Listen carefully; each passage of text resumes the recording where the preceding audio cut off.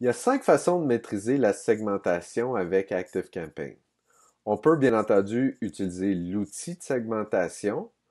On peut créer des segments de liste.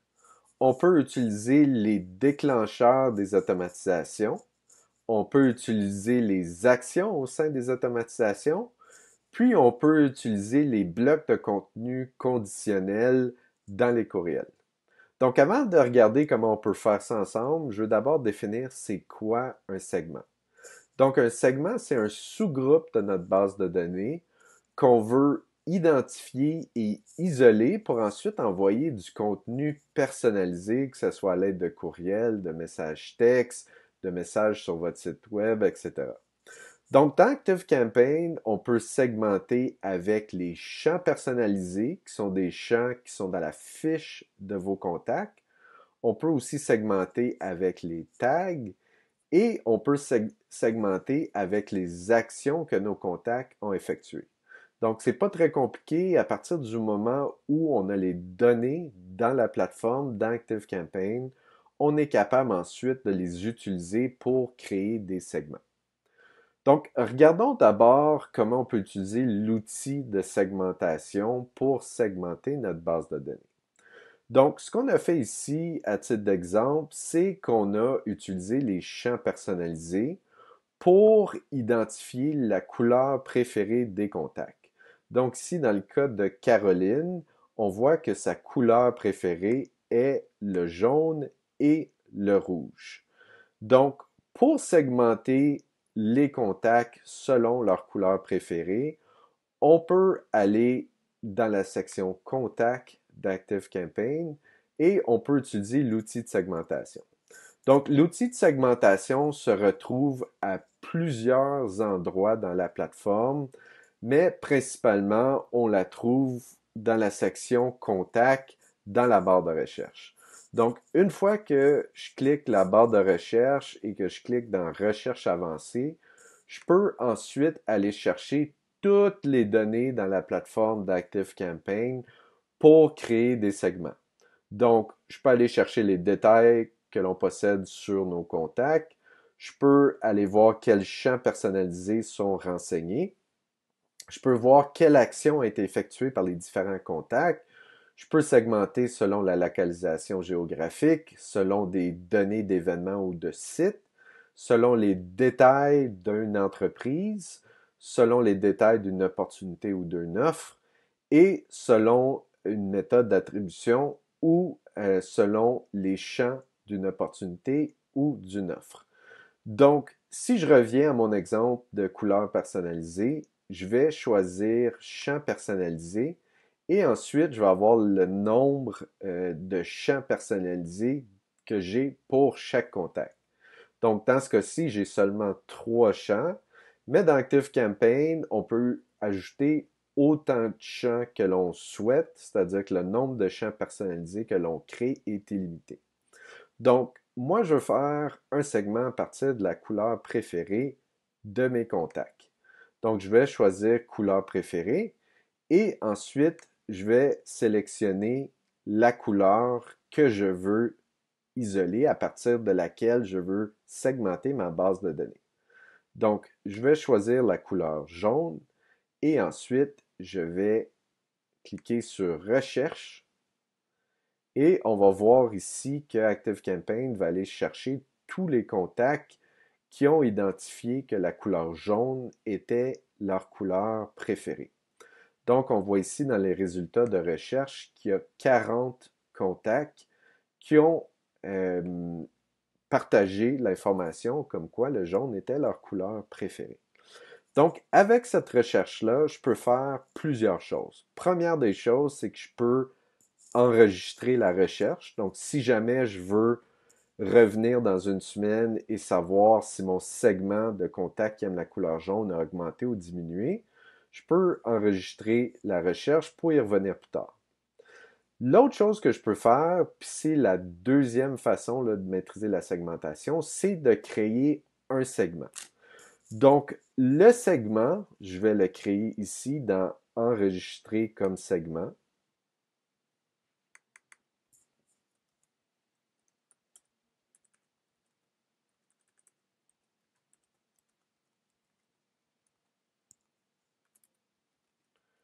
Donc, couleur préférée jaune. Je vais ensuite mettre à jour et sauvegarder. Donc là, je viens de créer un segment que je vais pouvoir utiliser dans les envois de courriel plus tard ou dans des blocs de contenu conditionnel, dans des courriels ou à différents endroits dans la plateforme. Pour récupérer ce segment-là, je vais aller dans la section liste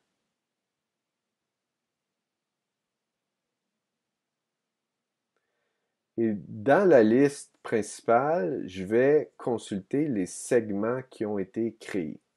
Donc, je vais aller ici à droite, je vais cliquer sur segment de ma liste principale et on va voir ici que j'ai déjà plusieurs segments créés. Donc, couleur préférée rose, couleur préférée rouge, couleur préférée vert et couleur préférée jaune. Donc, je peux très bien aller consulter mon segment à partir de cet endroit en cliquant sur le nom du segment. Donc, les segments, je peux les utiliser, comme je le disais, dans des courriels. Je peux les utiliser à différents endroits dans la plateforme. L'autre façon de faire de la segmentation avec ActiveCampaign, c'est au sein des automatisations. Donc, je peux faire une segmentation dans les déclencheurs d'automatisation et aussi dans certaines actions d'automatisation. Donc, ici, j'ai préparé une automatisation. Puis, si on voit là ici le déclencheur qui va, dans le fond, activer l'automatisation, si je clique sur le déclencheur, on voit ici que le déclencheur de l'automatisation est un champ personnalisé, qui est dernière interaction du contact. Donc, une fois que la date de dernière interaction est modifiée, le contact va entrer dans l'automatisation. Ici, vous voyez en dessous ici que j'ai rajouté une segmentation supplémentaire. Donc, on retrouve ici une mini version de notre outil de segmentation tout à l'heure, où ici, j'ai, encore là, on voit là, toutes les catégories d'options qui s'offrent à nous pour faire la segmentation. Donc, j'identifie ici, pour le déclencheur, couleur préférée n'est pas vide. Donc, en d'autres mots, à partir du moment où la dernière interaction est renseignée, la plateforme va vérifier si le champ personnalisé couleur préférée est vide ou non. Si le champ n'est pas vide, le contact va entrer dans l'automatisation. Donc, c'est une façon ici de segmenter avec le déclencheur qui va entrer dans mon automatisation. La quatrième façon de segmenter, c'est avec certaines actions au sein des automatisations. Ces actions-là sont des blocs d'embranchement, donc comme le bloc ici, où dans chaque embranchement, je peux faire une segmentation. Donc, dans ce cas-ci, tous les contacts dont la couleur préférée est jaune, donc comme mon exemple tout à l'heure avec Caroline, vont emprunter, vont prendre un chemin de l'embranchement et tous ceux dont la couleur préférée n'est pas jaune vont emprunter une autre direction dans mon automatisation. Donc, on est capable de faire la même segmentation qu'on a vu tout à l'heure avec notre outil principal de segmentation. On est capable de faire cette même segmentation au sein même de l'automatisation avec le bloc d'embranchement. Donc, on peut ajouter plusieurs conditions, faire des logiques de et ou pour créer des embranchements dans notre automatisation. Ensuite, il y a deux autres actions que je peux utiliser pour faire une segmentation. Donc, rappelez-vous que les contacts vont débuter l'automatisation lorsque le champ de contact, dernière interaction de courriel, vient de changer et que le champ personnalisé couleur préférée n'est pas vide. Ensuite, ils vont recevoir un premier courriel. Suite au premier courriel, il va y avoir un embranchement où les contacts qui ont partagé l'information, comme quoi leur couleur préférée était jaune, vont continuer dans l'embranchement oui, et ceux qui n'ont pas mentionné que leur couleur préférée est jaune vont continuer dans l'embranchement non. Donc, ensuite, si on continue dans l'embranchement oui, tous les contacts qui ont mentionné que leur couleur préférée est jaune vont recevoir un deuxième courriel. Ensuite, une autre action qui va me permettre de segmenter davantage, c'est le bloc d'action d'attente. Donc, si je crée un bloc d'action attente, je peux choisir que les contacts attendent qu'une condition particulière soit réunis pour qu'ils puissent continuer dans l'automatisation. Donc, dans ce cas-ci, j'ai choisi que les contacts doivent attendre que leur couleur préférée est jaune et que leur couleur préférée est également rouge. Donc, pour faire cette action d'attente, on voit ici que j'ai créé encore avec le même outil de segmentation qu'on retrouve à plusieurs endroits. J'ai créé les deux conditions d'attente. Donc, les contacts vont attendre euh, que, euh, que leur couleur préférée qu'ils ont partagée soit jaune et également rouge. Donc, à partir du moment où ils ont partagé que leur couleur préférée est le jaune et le rouge, ils vont continuer dans l'embranchement oui. Si ce n'est pas le cas, s'ils n'ont pas partagé que leurs deux couleurs préférées étaient le jaune et le rouge, ils vont demeurer en attente au bloc d'attente qui est ici. Donc, la troisième action qu'on peut utiliser pour segmenter encore plus notre base de données, c'est l'action d'objectif. Donc, l'action d'objectif dans ActiveCampaign peut jouer plusieurs rôles dans nos automatisations. Je vais avoir la chance d'en parler de façon plus détaillée dans une autre vidéo. Ce qu'il faut savoir à des fins de segmentation, c'est que l'action objectif peut également nous permettre de faire une segmentation à l'aide de l'outil de segmentation. Donc ici, l'objectif est atteint lorsque les gens ont partagé que leur couleur préférée est le blanc et le jaune. Donc, ce qui arrive concrètement dans l'automatisation, c'est lorsque les gens ont partagé que leur couleur préférée est le jaune et le blanc, ces contacts-là vont être aimantés directement à l'objectif. C'est-à-dire qu'ils vont sauter par-dessus toutes les étapes et vont être aimantés au bloc d'action qui est celui de l'objectif, donc le bloc d'action en jaune. Par exemple, si Caroline, qui a identifié que sa couleur préférée était le jaune, va rentrer dans l'embranchement oui. Si jamais elle signale que sa couleur préférée est le jaune et le blanc, elle va être aimantée, donc elle va sauter par-dessus toutes les étapes pour atterrir à l'action objectif et elle va ensuite recevoir le courriel 4 qui est le dernier courriel de cet embranchement.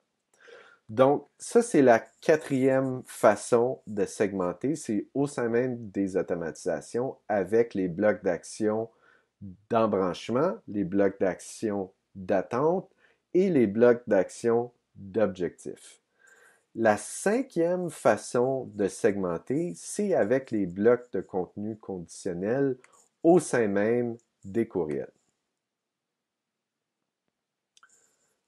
Donc, lorsque vous créez un courriel, vous pouvez identifier certains blocs qui vont s'afficher uniquement au contact qui respectent certains critères que vous avez identifiés.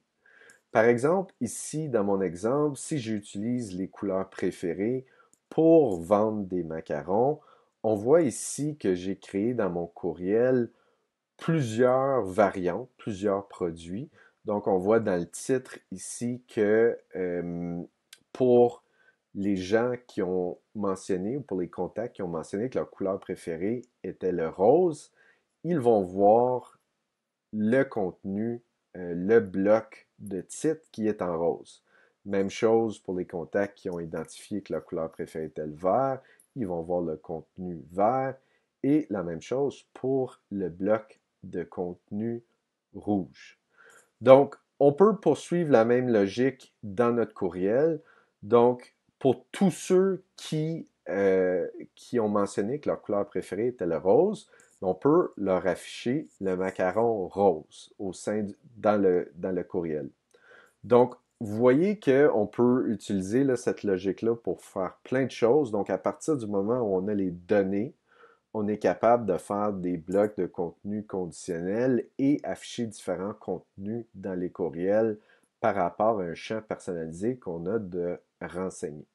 Donc ici, euh, je monte un macaron de différentes couleurs, donc rose, vert ou rouge, selon la couleur préférée qu'on a de renseigner au dossier, à la fiche contact, du contact qui va ouvrir le courriel. Donc, vous voyez que la segmentation avec ActiveCampaign est très facile, est également très puissante, c'est-à-dire qu'on la retrouve à plusieurs endroits dans la plateforme où c'est possible de segmenter les contacts de différentes façons, tant au niveau de l'outil de segmentation, des segments de liste qui vont vous permettre d'envoyer des courriels à un segment particulier de votre base de données et également au sein des automatisations et au sein même des courriels. Donc, voilà les 5 façons de maîtriser la segmentation avec ActiveCampaign.